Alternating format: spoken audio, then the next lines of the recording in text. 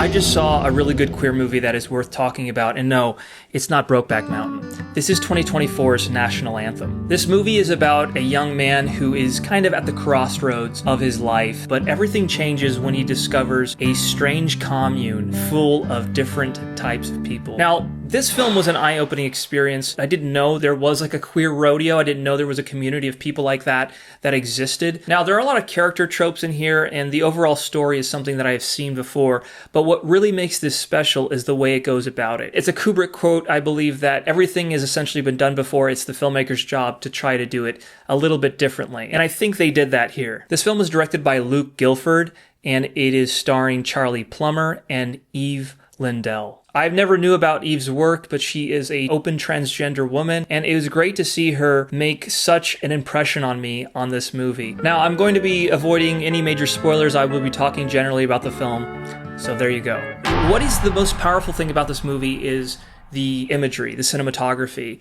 There are these wonderful, absolutely stunning, staggering landscape shots of New Mexico. I believe they filmed this in New Mexico, and it's just absolutely beautiful, and it looks like it was shot on actual 35mm film and the 1:66 aspect ratio. That's why I have it here. I'm sorry, I just nerd out about stuff like that. I love that stuff. Really good sound quality. It's just something that I noticed because there's a lot of shots where there's a lot of wind. Throughout the movie, there is a soundtrack from a musical artist named Perfume Genius, and he is an openly gay man. So this film is just brimming with queerness. It's fantastic. Something that was really notable is that there's a sequence early on that takes place at a rodeo, and you see this juxtaposition. There's that film school word. You basically see this juxtaposition between the rodeo and these queer images, and I think that is this movie in a nutshell. It's these two worlds that you don't normally see that are just living together, and there's something that happens in your brain that just doesn't feel right. There's something off, because you usually don't see the queer world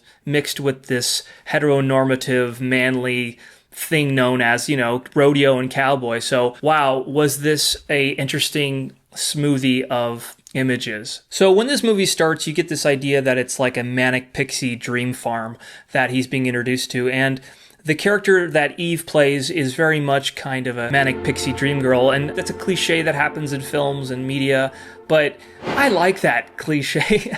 Every cliche, right, has its roots in authenticity and reality, and in life, you get a lot of that. You get people that are really reserved, and you get people that are more free-spirited, and they help that person sometimes get out of their shell. That's kind of what's happening here, except this is a whole community of people that he gets introduced to, so that's why it's more of a manic pixie dream farm. Sequences where the main character has these daydreams or these hallucinations, and the way they do them is really special and memorable. And you start to wonder, is this really real? Is this just in the character's head? The main storyline is between this relationship that develops between the Charlie character and the Eve character, and we really get to see how their relationship gets a lot more complicated as we learn more things about it. Overall, this movie is worth watching just for the mere fact of the visuals and the power that they have. And even though the story is one that I've seen before, it's the way they go about it. It's the way that they added value and depth and originality to something that could just have been medium, forgettable. And because they added value, it becomes a story that's slightly different.